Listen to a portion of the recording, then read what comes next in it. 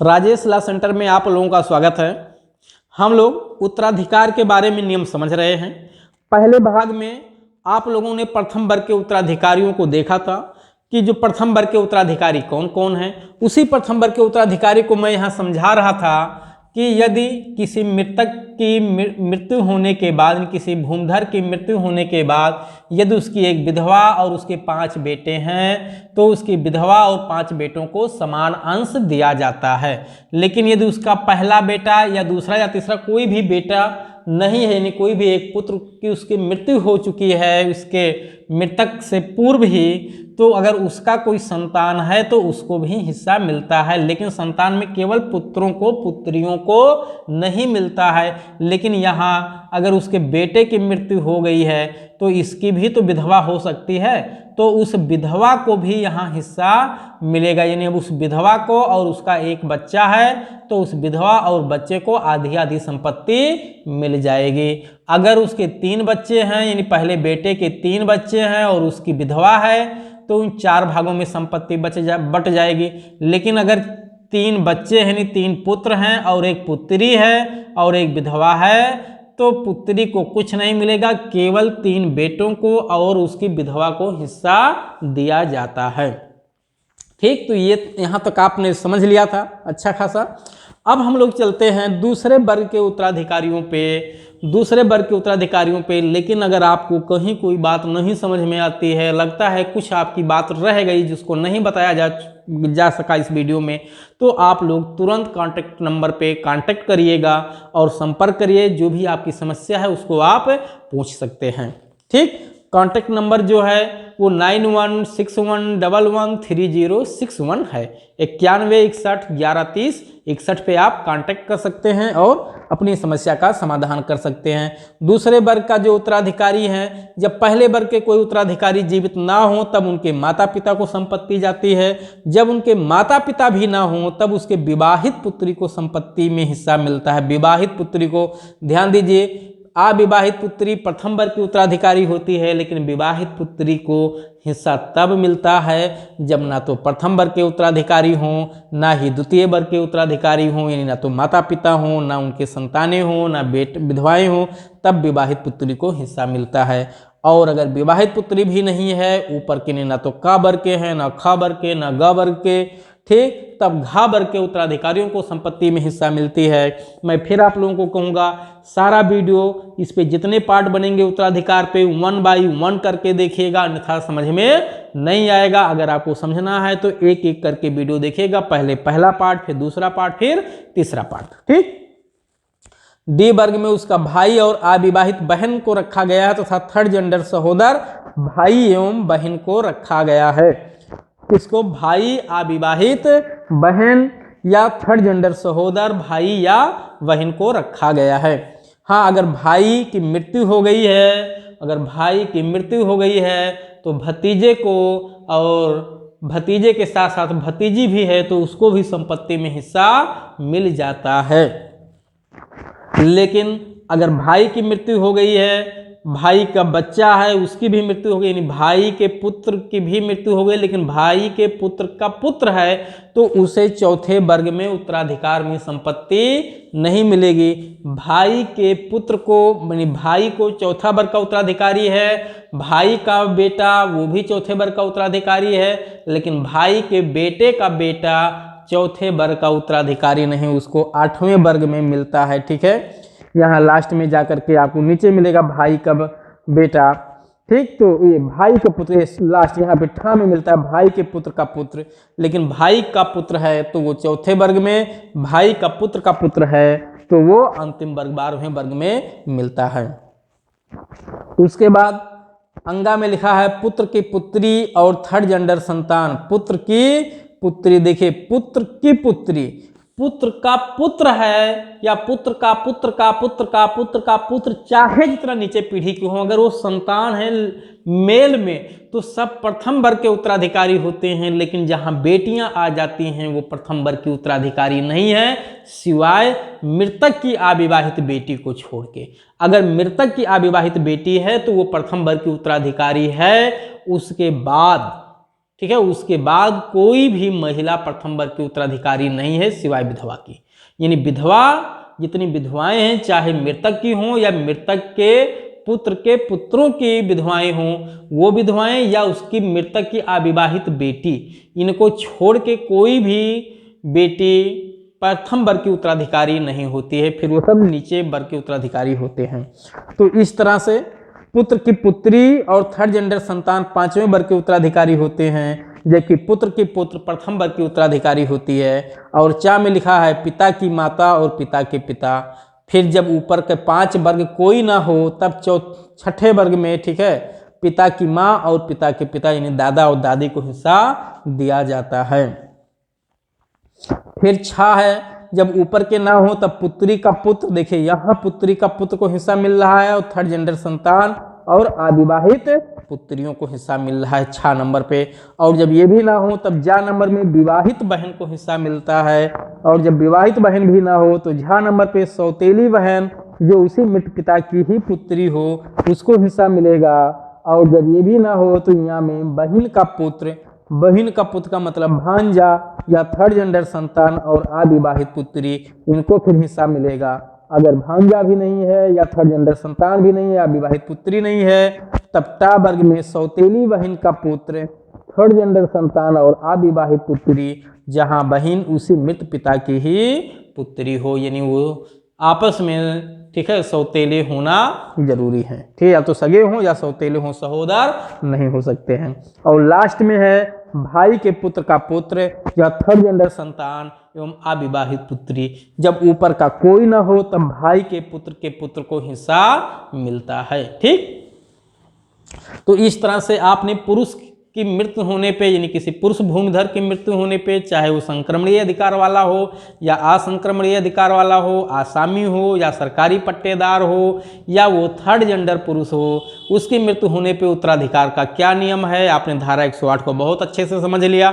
ठीक है, चैनल पे यदि नए हैं तो सब्सक्राइब जरूर कर लीजिए, लाइक शेयर कमेंट आप लोग करते रहिए। उसके बाद अब हम लोग देखेंगे कि अगर किसी महिला को संपत्ति उत्तराधिकार में मिली है और उसकी मृत्यु हो जाती है तो उसके उत्तराधिकार का क्या नियम है। ठीक, अगर किसी महिला को संपत्ति उत्तराधिकार में मिलता है और उसकी मृत्यु हो जाती है तब उस संपत्ति कहाँ जाती है। जैसे आपने देखा विधवा को संपत्ति मिल रही है, अविवाहित बेटियों को संपत्ति मिल रही है, तो अविवाहित बेटी को, ठीक है, उसके पिता की मृत्यु होने पे भाइयों के साथ हिस्सा तो मिल गया। अब अगर उसकी मृत्यु हो तो संपत्ति कहाँ जाएगी। उसकी मृत्यु 2 कंडीशन में, विवाह से पहले, विवाह के बाद। ठीक, या कह सकते हैं संतान होने से पहले, संतान होने के बाद। अगर जिस महिला को संपत्ति में हिस्सा मिला है, ध्यान दीजिएगा, जिस महिला को संपत्ति में हिस्सा मिला है अगर वो विधवा है, वो पुनर्विवाह कर लेती है तो संपत्ति वहाँ से चली जाती है, संपत्ति उसके पास से चली जाती है, वापस हो जाएगी। इसी तरह से कोई अविवाहित बेटी है, वो संपत्ति में हिस्सा पाती है अपने भाइयों के साथ, तो धारा 109 में लिखा हुआ है स्त्री वारिस के नाते विरासत में हित प्राप्त करने वाली स्त्री का उत्तराधिकार धारा 109 में बताया गया है। और मैं यहाँ आपको बता दूँ कि सिर्फ यहाँ इतना लिखा हुआ है कि यदि किसी महिला को, जैसे वो बेटी है, बेटी को संपत्ति में उत्तराधिकार मिला और उस बेटी को संपत्ति उत्तराधिकार में तो मिला अपने भाइयों के साथ अपने पिता की मृत्यु होने पे, लेकिन यदि उस बेटी की मृत्यु, ठीक है, उसके अपने प्रथम वर्ग के उत्तराधिकारी अगर नहीं है और उसकी मृत्यु हो, जैसे वो अविवाहित है, अविवाहित रहने के दौरान ही उसकी मृत्यु हो जाए, ठीक, या विवाहित तो हुई लेकिन उसके अपने संतान नहीं है, उसके बच्चे नहीं पैदा हुए हैं अभी, या बच्चे पैदा हुए थे लेकिन उनकी मृत्यु हो चुकी है, तो ऐसी स्थिति में वो संपत्ति वापस चली जाती है। कहाँ वापस चली जाती है? जहाँ से वो संपत्ति लेकर के आई थी उन्हीं वर्गों में फिर वापस चली जाएगी। ठीक, जैसे वो अपने भाइयों से हिस्सा पाई थी, भाइयों में हिस्सा, ठीक, तो अगर वो भाई सब जीवित हैं तो उन्हीं भाइयों में वो संपत्ति फिर बराबर बराबर बट जाएगी। लेकिन जो महिला संपत्ति उत्तराधिकार में संपत्ति पाई, अगर उसके अपने बेटे हैं या उसकी अपनी बेटियां हैं, ध्यान दीजिएगा, जो महिला उत्तराधिकार में संपत्ति पाई है, अगर उसके अपने बेटी या बेटे हैं, यानी उसके अपने पुत्र या पुत्री हैं, तो वो संपत्ति उन्हीं पुत्रों उन्हीं पुत्रियों को मिलेगा उस महिला की मृत्यु होने पे। ठीक है, उन उत्तराधिकारियों को नहीं मिलेगा जहां से वो संपत्ति लेकर के आई थी। आने का मतलब कि अपने भाइयों में हिस्सा पाई थी, ठीक है, पिता की मृत्यु होने पे, तो वहां उसे संपत्ति वहां वापस नहीं जाएगी, बल्कि उसके अपने पुत्र और पुत्रियों में संपत्ति चली जाती है। लेकिन यदि कोई महिला जिसने विरासत में यानी उत्तराधिकार में हिस्सा पाया हो, अगर वो बिना किसी पुत्र और पुत्री के, न तो उसका अपना कोई पुत्र है न पुत्री है, शादी है लेकिन पति है, पति का मतलब जीरो, पति को नहीं मिलेगा, ध्यान दीजिए, पति को नहीं मिलेगा। शादी हो गई है, लड़के की मृत्यु हो जाती है, उत्तराधिकार में संपत्ति अपने पिता से पाई थी, ठीक है, लेकिन उसके अपने बच्चे नहीं हैं, तो संपत्ति वापस चली जाएगी, उसके पति को कुछ नहीं मिलेगा। लेकिन अगर उसके बेटे हैं या बेटियां हैं तो संपत्ति वहां बच्चों को चली जाएगी, वापस नहीं जाती है। ठीक, यही है उत्तराधिकार का नियम, धारा 109। ठीक, तो ये धारा 109। अब हम लोग चलते हैं, अब पहले वर्ग का उत्तराधिकारी कौन है किसी महिला के, ये 110 में बताया गया है। यहाँ देखिए लिखा है पुत्र, थर्ड जेंडर संतान, अविवाहित पुत्री या पुत्र का पुत्र। ठीक है, यानी या तो उसका अपना बेटा हो या उसकी अपनी बेटी हो, या उसके अपने बेटे की मृत्यु हो गई, बेटे का बेटा हो, तो बेटे का बेटा यानी पुत्र का पुत्र है तो पुत्र के पुत्र को संपत्ति चली जाएगी। पुत्र का पुत्र नहीं है लेकिन उसका पुत्र है तो उसको संपत्ति चली जाएगी। यानी अगर पुत्र है तो उसको, पुत्र नहीं तो पुत्र का पुत्र उसको, पुत्र का पुत्र नहीं है तो पुत्र के पुत्र को चली जाएगी। यानी जो भी पुत्र में नीचे होगा उसको सबको मिल जाएगी। लेकिन अगर बेटी थी लेकिन उसकी मृत्यु हो गई, लेकिन उसकी बेटी के एक बेटा बेटी है, उसको हिस्सा नहीं मिलेगा, उसको हिस्सा नहीं मिलेगा। ठीक है, या बेटी का बेटा है तो उसको भी नहीं मिलेगा। या तो बेटी खुद हो या बेटी नहीं है तो बेटे हो, मतलब अगर बेटा है उसका अपना, किसका, उस महिला का जिसको उत्तराधिकार में संपत्ति मिली है, तो उसको मिल जाएगा फिर। ठीक, जैसे यहाँ मैं समझा देता हूँ कि किसी महिला की मृत्यु हुई, ये महिला है, इसकी मृत्यु होती है, ये उत्तराधिकार में संपत्ति पाई है अपने पिता से या कहीं से पाई है। ठीक, तो इसकी मृत्यु होने पे वो संपत्ति वापस चली जाती है जहां से उत्तराधिकार में वो संपत्ति पाई है, जिन उत्तराधिकारियों को वंचित की है या जिनसे हिस्सा बंटवाई है, संपत्ति वहीं वापस चली जाएगी। लेकिन यदि इसके अपने बच्चे हैं, ये बेटा है ये बेटी है, तो इनको बराबर बराबर मिल जाएगा, वापस नहीं जाएगा। ठीक, इस महिला की चाहे विवाह हुई हो चाहे विवाह ना हुई हो, अगर इसके संतान हैं तो इन संतानों को हिस्सा मिल जाएगा। ठीक, लेकिन दूसरी बात, ये बेटा था लेकिन बेटे की मृत्यु हो गई है, बेटे का बेटा है तो इसको मिल जाएगा। लेकिन बेटी थी, बेटे की मृत्यु हो गई, बेटी की बेटी है तो उसको नहीं मिलेगा। दूसरी बात, बेटे बेटी दो थे लेकिन दोनों मर गए हैं, दोनों के बच्चे नहीं हैं, लेकिन इसका पति है जीवित, इसका पति है तो पति को भी कुछ नहीं मिलेगा, संपत्ति वापस वहीं चली जाएगी जहां से लेकर के आई है वो। ठीक, तो यह है धारा 109। अब हम लोग चलते हैं धारा 110 पे, कि अगर कोई महिला जो संपत्ति में पाई है हिस्सा, ठीक है, वो उत्तराधिकार में नहीं उसको मिला, बल्कि उसने या तो खरीदा है या अन्यथा उसको मिला है, लेकिन वो उत्तराधिकार में नहीं मिला है, किसी ने दान किया है, ठीक है, किसी ने उसे दान किया है लेकिन उत्तराधिकार में नहीं मिला है, या उसने खुद अर्जित किया है, खरीदा है। ठीक है, तो ऐसी स्थिति में महिला की मृत्यु होने पे धारा 110 में नियम बताया गया है कि संपत्ति किसे मिलेगी। लेकिन अगर महिला उत्तराधिकार में संपत्ति पाई है और उस महिला की मृत्यु हो जाए तो संपत्ति वापस चली जाती है। लेकिन अगर उसके अपने संतान हैं, बेटी या बेटे, तो उनको संपत्ति मिल जाती है। अगर बेटा नहीं है लेकिन बेटे का बेटा है तो उसे मिल जाएगा। लेकिन यदि बेटी है और वो मर चुकी है तो बेटी की बेटी को या बेटी की बेटे को नहीं मिलेगी।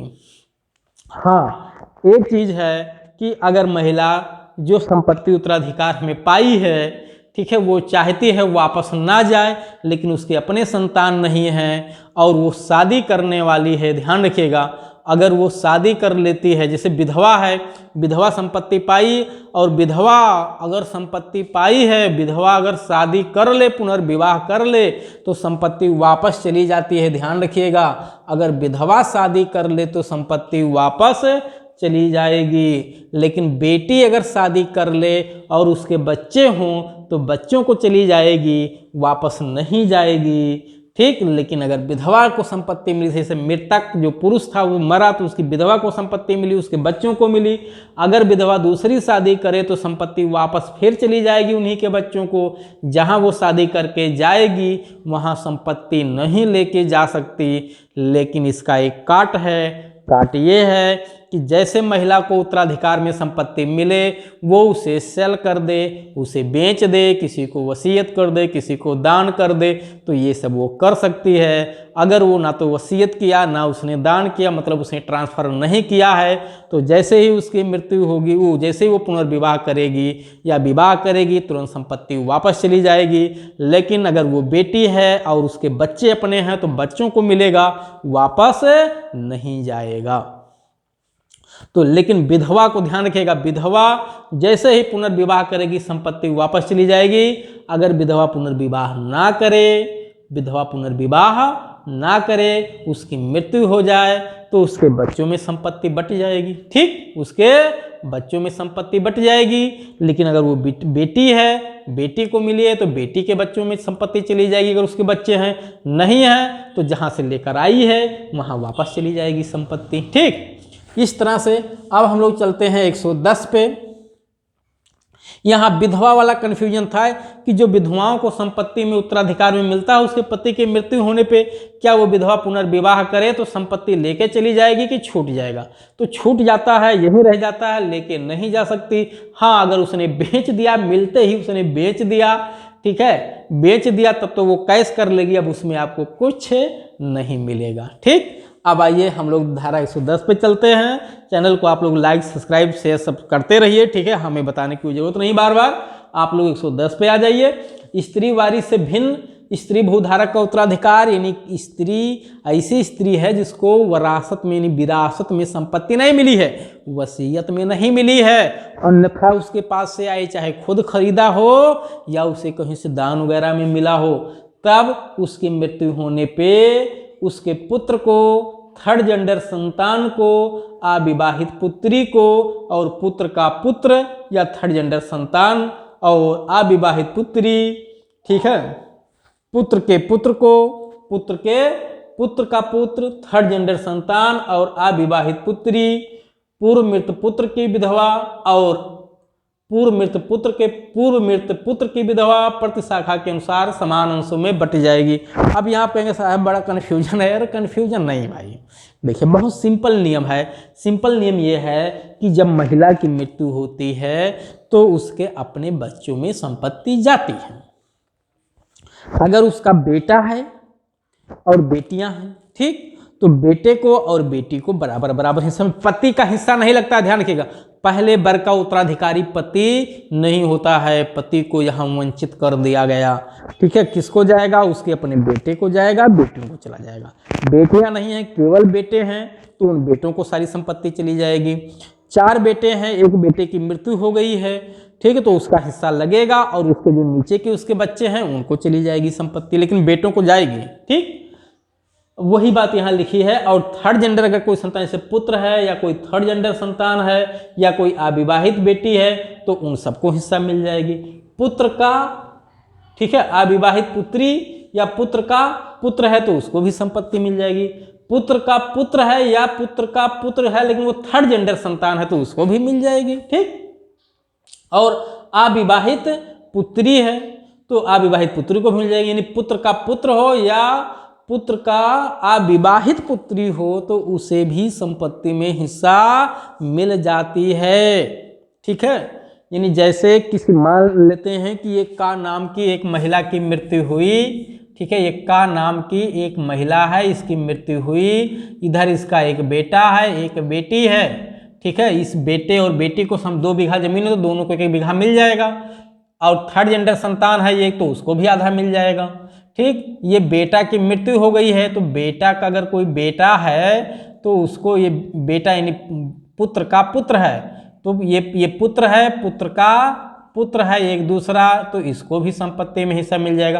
पुत्री है तो उसको भी मिल जाएगी, लेकिन ये पुत्री अविवाहित होनी चाहिए, विवाहित नहीं होनी चाहिए। लेकिन यही पुरुष की मृत्यु होने पे पुत्रियों को नहीं मिलता था, यानी बेटों के पुत्रियों को नहीं मिलता था। ठीक है, बेटों के बेटों को यानी पुत्र के पुत्र को तो मिलता था, लेकिन पुत्र के पुत्री को नहीं मिलता था। जबकि महिला की मृत्यु होने पे उसके अपने पुत्र को, पुत्र नहीं है तो पुत्र के पुत्र को, पुत्र भी नहीं है, पुत्र का पुत्र भी नहीं है तो पुत्र के पुत्री को संपत्ति अगर है तो उसको भी संपत्ति मिल जाएगी। यही बात यहाँ लिखी हुई है। ठीक है, कि पुत्र को, थर्ड जेंडर संतान को, अविवाहित पुत्री को, 3 लोग हो गए ना, बेटा बेटी। उसके बाद पुत्र, अगर पुत्र नहीं है तो पुत्र का पुत्र है तो उसको मिल जाएगा। अगर पुत्र का पुत्र की जगह पुत्र नहीं, वो थर्ड जेंडर है तो उसको भी मिल जाएगा। अगर पुत्र का ना तो पुत्र है ना थर्ड जेंडर है बल्कि अविवाहित पुत्री है तो उसको मिल जाएगा। ठीक, अगर पुत्र के पुत्र का पुत्र है तो उसको मिल जाएगा, तो पुत्र है ना पुत्र का पुत्र है। ठीक है, लेकिन पुत्र के पुत्र का पुत्र है, यानी तीसरी पीढ़ी में कोई है महिला का जिसको बेटा है तो उसको बेटा कहते हैं, फिर उसको पोता कहते हैं, परपोता है तो परपोते को मिल जाएगा। अगर परपोता थर्ड जेंडर है तो थर्ड जेंडर परपोते को भी मिल जाएगा। और अगर पोत्री भी है, ठीक है, परपोत्री है तो परपोत्री को भी मिल जाएगा। यानी महिला की मृत्यु होने पे उसके अपने बेटा बेटी को भी मिलता है। अगर, ठीक है, बेटा बेटी की तरफ से नहीं, अगर बेटी नहीं है, बेटी के बच्चे हैं तो उनको नहीं मिलेगा प्रथम वर्ग में, लेकिन बेटा अगर है, ठीक है, यानी पुत्र है तो उसको मिल जाएगा। पुत्र नहीं है तो पुत्र का पुत्र है तो उसको, पुत्र की पुत्री है तो उसको मिल जाएगा। लेकिन उसका अब तीसरी पीढ़ी में आ जाए, तीसरी पीढ़ी में अगर कोई है तो उन्हें भी मिल जाएगा। ठीक है, तो पुत्र है तो पुत्र के पुत्र को भी मिले, पुत्र को भी मिलता है, पुत्र के पुत्र को भी मिलता है, पुत्र के पुत्र को भी मिलता है, या पुत्र को मिलता है, या पुत्र के पुत्री को, या पुत्र के पुत्री को, मतलब महिलाओं को मिलता है। ठीक है, जैसे मान लेते हैं एक महिला है और महिला की मृत्यु हुई, उसके 2 संतान है, एक बेटी है एक बेटा है। ठीक, तो बेटी को भी आधा मिलेगा, आधा बेटे को मिल जाएगा। लेकिन अगर बेटी नहीं है और बेटी के नीचे बेटा या बेटी हैं तो उनको प्रथम वर्ग में कुछ नहीं मिलता है। लेकिन अगर बेटा की मृत्यु हो गई और बेटे के नीचे, चाहे उसके नीचे के नीचे चाहे जितने लोग हों, वो चाहे बेटी हों चाहे बेटा हों, सबको हिस्सा मिलता है। लेकिन बेटी की मृत्यु होने पे उसके बच्चों को नहीं मिलता है, चाहे वो पुत्र हो चाहे वो पुत्री हो। ठीक, यही बात यहाँ बताई गई है प्रथम वर्ग में। हाँ, अगर कोई पुत्र है, पुत्र मृतक महिला की कोई पुत्र है, पुत्र की मृत्यु हो गई तो उसकी विधवा है तो विधवा को हिस्सा मिल जाएगा, फिर विधवा को हिस्सा मिलेगा। ठीक, जैसे कोई महिला है उसकी मृत्यु हो गई, उसका एक बेटा है लेकिन बेटे की मृत्यु हो गई, उसकी विधवा है और बेटे का बेटा है। ठीक, तो बेटे का बेटा है, विधवा है तो विधवा को हिस्सा मिलेगा। ठीक है, विधवा को मिलेगा और उसकी जो बेटी है उसको हिस्सा मिल जाएगा। बेटे का जो बेटा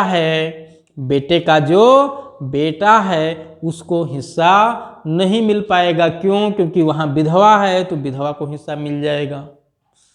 ठीक है, वो नहीं, सॉरी, बेटा है, बेटा की मृत्यु हुई, यानी कोई मृतक महिला, उसका कोई बेटा है वो मर चुका है, लेकिन बेटे का एक बेटा है तो उस बेटे के बेटे को भी मिल जाएगा और एक अंश महिला को मिल जाएगा। ठीक, क्योंकि 2 लोग हैं ना, बेटा भी है बेटी भी है, तो बेटा बेटी को आधा आधा मिल जाएगा। बेटा मर गया है तो उसका हिस्सा उसकी विधवा को चला जाएगा। ठीक, अगर विधवा भी नहीं है तो उसके अपने बच्चों को चला जाएगा अगर वो हैं तो इस तरह से आपने देखा ये प्रथम वर्ग के उत्तराधिकारी हो गए। और अगर ये प्रथम वर्ग के उत्तराधिकारी नहीं है तो खा वर्ग में चलता है पति या विवाहित। ठीक है, पति या विवाहित, थर्ड जेंडर पति या पत्नी को मिल जाएगा। तो पति को बी वर्ग में उत्तराधिकारी रखा गया, ये बहुत महत्वपूर्ण है, ध्यान रखिएगा। पति को बी वर्ग का उत्तराधिकारी रखा गया है जब उसके ना तो बेटे हों, ना उसकी बेटियां हों, और ना ही बेटों के बेटे हों, यानी ना ही पुत्र के पुत्र हों, ना ही पुत्र के पुत्रियां हों। ठीक है, ना ही पुत्र के पुत्र हों या पुत्रियां हों, तब पति को संपत्ति में मिलता है। अगर पति भी नहीं है तब उसके विवाहित पुत्री को हिस्सा मिलेगा, मृतक महिला के विवाहित पुत्री को हिस्सा मिलता है। यानी अविवाहित पुत्री प्रथम वर्ग की उत्तराधिकारी है, विवाहित पुत्री तीसरे वर्ग की उत्तराधिकारी है। अगर विवाहित पुत्री भी नहीं है तो घा में पुत्री का पुत्र को हिस्सा मिलेगा, ठीक है, पुत्री के पुत्र को। जबकि पुत्र के पुत्र को प्रथम वर्ग में मिल रहा है, लेकिन पुत्री के पुत्र को चौथे वर्ग में मिलता है। या थर्ड जेंडर संतान है या अविवाहित पुत्री हैं तो इन सबको चौथे वर्ग में मिलेगा। फिर पांचवें वर्ग में लिखा हुआ है अंगा में, पिता को संपत्ति में हिस्सा मिलता है।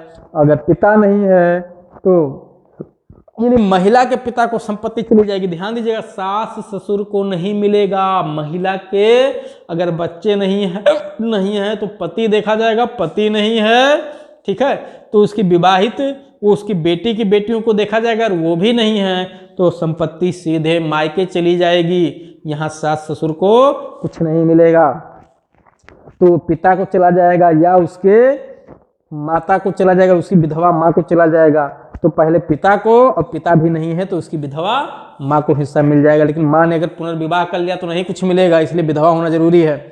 और फिर अगले बार अगर जब ये 5 लोग ऊपर के ना हो तो छठे वर्ग में उसके भाई को हिस्सा मिलता है।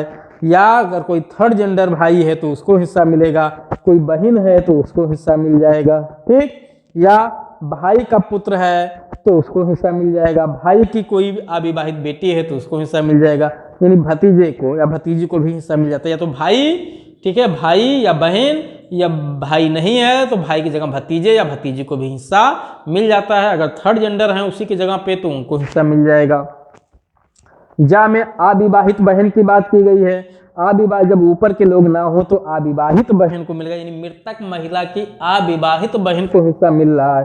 यानी एक तरह से देखिए कि जो उसका हस्बैंड है उसके पिता को नहीं मिल रहा, लेकिन उसकी साली को संपत्ति मिल रही है, ठीक है। और झा में लिखा है विवाहित बहन को, फिर उसके विवाहित बहन को भी संपत्ति में हिस्सा मिल रहा है, लेकिन उसके सास ससुर को नहीं मिल रहा। फिर यहाँ में लिखा है बहन का पुत्र, ये देखिए बहन का पुत्र या थर्ड जेंडर संतान और विवाहित पुत्री को हिस्सा मिल रहा है, लेकिन सास ससुर को नहीं मिलता। अगर किसी महिला के नाम कोई प्रॉपर्टी है और उसकी मृत्यु कृषि जमीन है और अगर उसकी मृत्यु हो जाए तो उस संपत्ति में सास ससुर को हिस्सा तो नहीं मिलना है। अगर उसके बच्चे हैं तो बच्चों को, बच्चे नहीं हैं तो बच्चों के बच्चे हैं तो उनको, लेकिन बेटी के बच्चे को नहीं प्रथम वर्ग में मिलता। ध्यान रखिएगा, प्रथम वर्ग में बेटी के बच्चों को नहीं मिलेगा। बेटी है तो उसको मिलेगा और नहीं तो बेटा है तो उसको, या बेटों के बेटे हैं, ठीक है, या बेटियां हैं तो उनको मिलेगा। अगर ये लोग नहीं हैं तो फिर उसके पति को मिलता है। पति भी नहीं है, ठीक है, तो फिर उसके विवाहित पुत्री को, विवाहित पुत्री नहीं है तो पुत्री का पुत्र, पुत्र नहीं है तो फिर माता पिता को सीधे मायके संपत्ति चली जाती है। फिर वहाँ उसके देखिए भाइयों को चला जाता है, भतीजे या भतीजी को चला जाता है, बहनों को चला जाता है, फिर उसकी अविवाहित बहन को, फिर विवाहित बहन को, फिर बहन के पुत्रों को चला जाता है, लेकिन सास ससुर को संपत्ति में हिस्सा नहीं मिलता है। तो इस तरह से आपने यहाँ का नियम देखा। अब हम लोग चलते हैं धारा 11 पे लिखा है कि अगर कोई मठ वगैरह की संपत्ति है, ठीक है, धर्म की कोई संपत्ति है, मंदिर की संपत्ति है, तो वो फिर वहाँ पे, ठीक है, पर्सनल लागू होता है। फिर ये उत्तराधिकार राजस्व संहिता का लागू नहीं होता है। तो धारा 111 अपवाद है। 112 में कहा गया है उत्तरजीविता द्वारा साखातेदारों के हित का संक्रमण कोई बहुत महत्वपूर्ण नहीं है। यहाँ ये है कि अगर जैसे कोई 2 विधवाओं को संपत्ति में हिस्सा मिला था, एक विधवा मर जाए तो उसका हिस्सा जो दूसरी विधवा है उसको मिल जाएगा, ठीक, जब उसके अपने बच्चे ना हों। और उसी तरह से कोई किसी जमीन के 2 खातेदार हैं और उनकी अपनी संतानें नहीं है, एक की मृत्यु हो जाए तो जो सह उत्तराधिकारी सह खातेदार है उसी को सारी संपत्ति मिल जाती है। तो ये है 112।